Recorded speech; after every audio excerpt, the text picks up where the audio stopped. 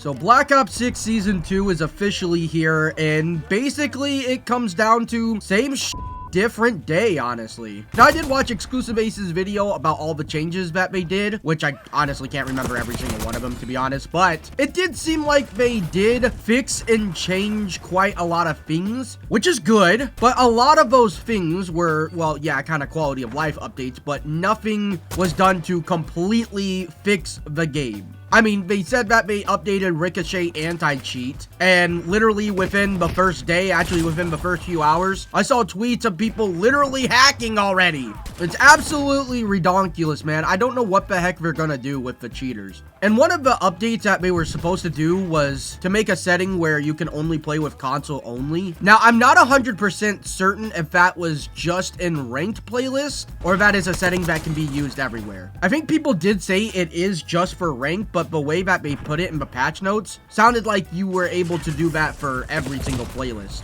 But of course, them adding that did not come without any issues, because guess what? Apparently, people who have Game Pass on PC and play COD through Game Pass on PC are still able to get into console lobbies, even when people have that setting turned off. Holy crap, man, they cannot get anything right. Now, I don't know how much harder that is to technically integrate, because, I mean, yeah, it's Game Pass, which is also connected to Xbox and, well, the console. I'm not trying to excuse them completely, and honestly, they're a multi-billion-dollar company anyway. They should freaking have it already figured out. They have the money, and they should definitely have the resources, but I will say it probably is a bit trickier because of Game Pass. But regardless, it shouldn't even be an issue. But if I'm gonna be honest, I do have a PlayStation 5, and I did turn crossplay off. Now, I don't know if turning crossplay off on the PlayStation 5 means I'm only playing with PlayStation people, or I could also get matched with Xbox Game Pass players. But either way, I feel like my lobbies are actually sweatier on PlayStation 5 than they are on PC, which is, I know, kind of crazy. Now, it does depend what input I'm actually playing on, because when I'm playing on keyboard and mouse on PC, yeah, it's GG's, man. I absolutely hate my lobbies. They are a million times sweatier than when I play controller, and I don't know why. I'm guessing that's because their whole algorithm tracking every little detail of your playtime, of your playing session, and I'm sure it does track which input you use. That's kind of an obvious thing and just something that would be kind of duh, but I swear to you, I promise that my lobbies are a billion times more demonic on keyboard and mouse than they are on controller. Like, I'll play for an hour on keyboard and mouse, play against the sweatiest, most disgusting players in the world, and also, well, get screwed over with a bunch of my kills and deaths because keyboard and mouse is just inferior, sadly. But then I'll plug in a controller, and then it's like night and day difference how much easier my lobbies are. And I'm not saying they're easy, as in, like, I'm getting the 0.2 KD players or anything like that. I'm not reverse boosting or two-boxing, but it is significantly a lot more chill and a lot easier. I'm not saying I'm out here dropping nukes every game, but it is definitely a huge difference.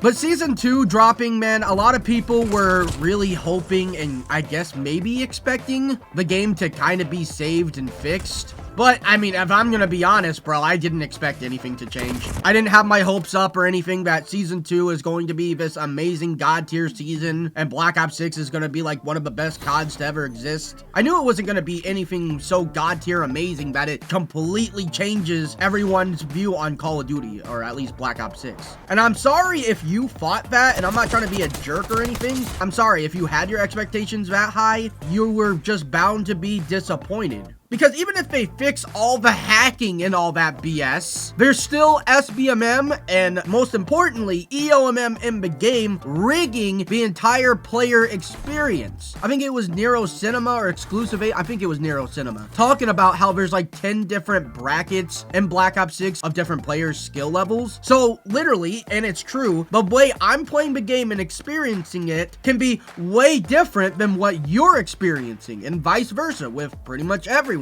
So regardless of fixing the hacking, which would be obviously a good thing and, you know, a step in the right direction, people like me are going to complain about EOMM and SBMM because it doesn't really fix the entire game completely. It's still gonna rig your game and be absolutely bullshit. Now you can say, why am I playing the game and, you know, all that if I'm, you know, complaining about it? Because I'm Call of Duty addicted, okay? I'm a COD fanboy when it comes to buying the game every year and playing it. I'm not gonna sit here and defend it. I might be a COD fanboy. I will 100% 100% agree to that. But I'm not somebody who's going to be ignorant and just have, Activision's in my mouth and defend them and say that there's absolutely no problem. I will be the first person to call out all the BS and also the first person to give credit where credit is due.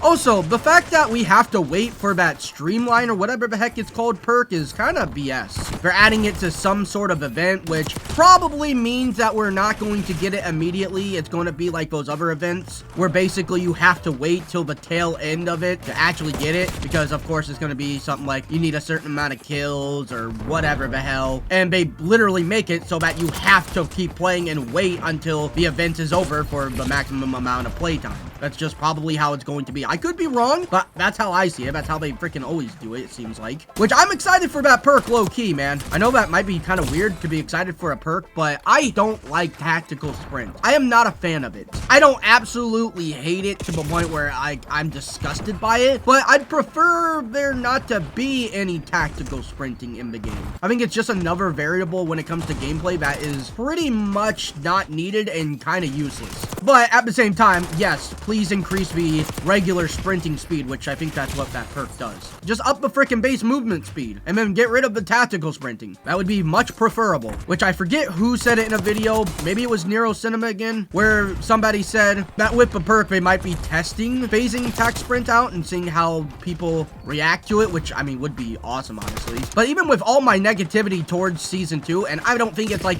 a terrible season, like, oh my god, dude, yeah, there's no reason to play. I think at least the perk looks interesting. The maps are okay, not really amazing. Honestly, I'm just waiting for grind. I think a lot of people are. So I'm not like completely disappointed by season 2. I'm not like, oh god, this is a trash season. I'm just not really very hyped up for it. It's just kind of like, yep, new season, cool, I'm gonna play it. I mean, I'm gonna play COD regardless anyway, but them not fixing the main core issues and the hacking, I'm not surprised whatsoever. And this was brought up already a few times though, not in my video, but just in general, that no matter what they do to fix Black Ops 6 or, well, any Call of Duty, we're going to go into the next year having the same issues and, well, more issues, because we get a different studio every single year. Like a lot of people say, well, they fixed it in this game or in the previous game, whatever, why are we getting the same issues again? Which I kind of agree to a certain degree. You fixed it in like the previous game, you kind of should know that that is an issue and, well, iron it out before the game freaking releases. But I don't know how to make a game or anything, so I'm not saying it's easy, but I would just think after all these years making Call of Duty games and kind of just knowing what works and what doesn't work and what people like, you would kind of just figure out how to do it in the first place. But yeah, even if this game gets absolutely ironed out and fixed and it's 100 million% better, in less than a year, we're going to be going to a new Call of Duty with more issues and probably the same issues that we're going to have to just wait until they actually fix it, which is usually 8 months down the line, because even MW3 has gotten a lot better from the very beginning of the game. It went from a meh Call of Duty, you know, at least better than MW 2022, to, well, actually pretty decent. I would say Sledgehammer Games did what they could, and I respect the hell out of them for what they did. It's not really my favorite Call of Duty. I'm not really the biggest fan of MW3, but I respect them.